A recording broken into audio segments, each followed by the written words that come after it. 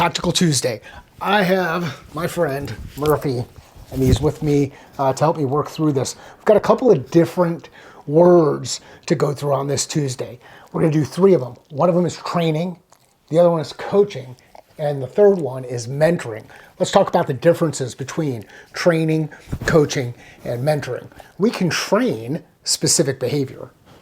We can train specific behavior. We can, through positive reinforcement, we can train a dog to respond to specific cues. You can, when you see a behavior, you name that behavior, you reinforce that behavior, and you can do things like sit or stay or down. We try to use simple words for that specific level of training. It's kind of like training in the workplace. If we want to train ourselves how to improve at a given skill, we get an opportunity to see what the skill looks like, start to do this skill, train the skill, and then get reinforcement from somebody, an external resource probably, or maybe just shoot some video and watch. Reinforcement for doing that skill properly. Training we can do in large groups.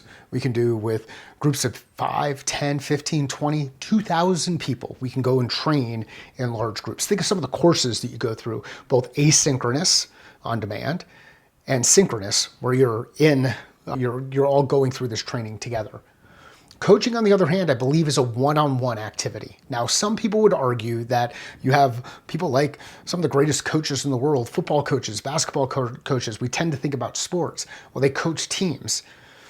They're leading teams. They're guiding them. They're not necessarily coaching up the entire team at once. At least I don't believe that they're coaching up the entire team at once. Where the real coaching happens is in the individual drills with the individual position coaches. And where this applies to things like go-to-market or communication skills or listening skills, if you have a coach who's observing you do work, they can either use some cues to nudge you in the right direction, trained cues supporting some nudging in the right direction, or after the fact, they can ask some questions around perspective that you have around different work. So I think the best example of coaching that I've shared with people, and it was in a conversation I had with Jody, I would expect that a bike coach is going to be able, someone who's a cycling coach is going to be able to show you what the appropriate foot position looks like on a pedal to get optimal power to weight ratio.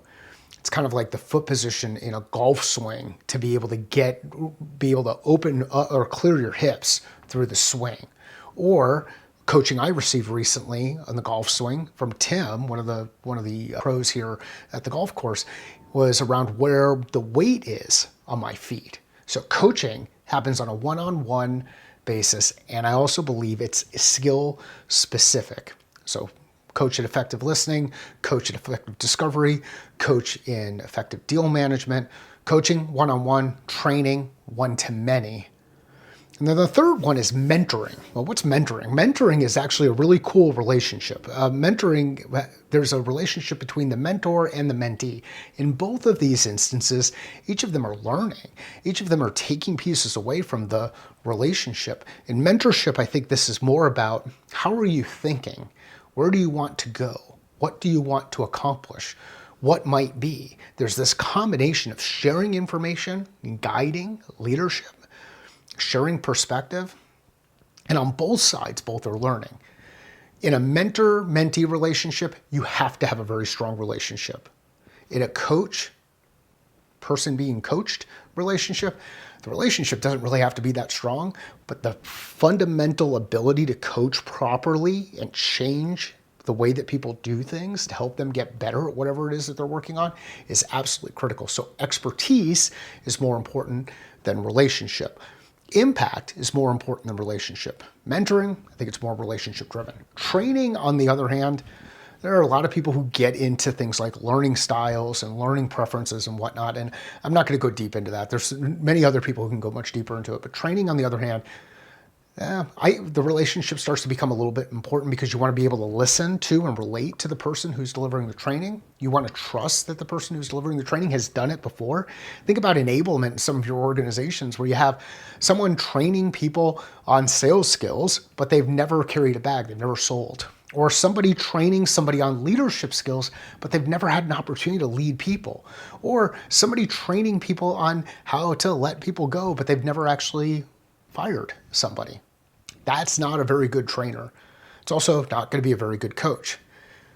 Could they provide some mentoring? Sure. They might be able to ask some questions and engage in a way and share some experience. So, training, one-to-many, specific skill. Coaching, one-to-one, specific detail, opportunity to level up, successive approximation. Mentoring, one-to-one, broader relationship where there's give and take on both sides.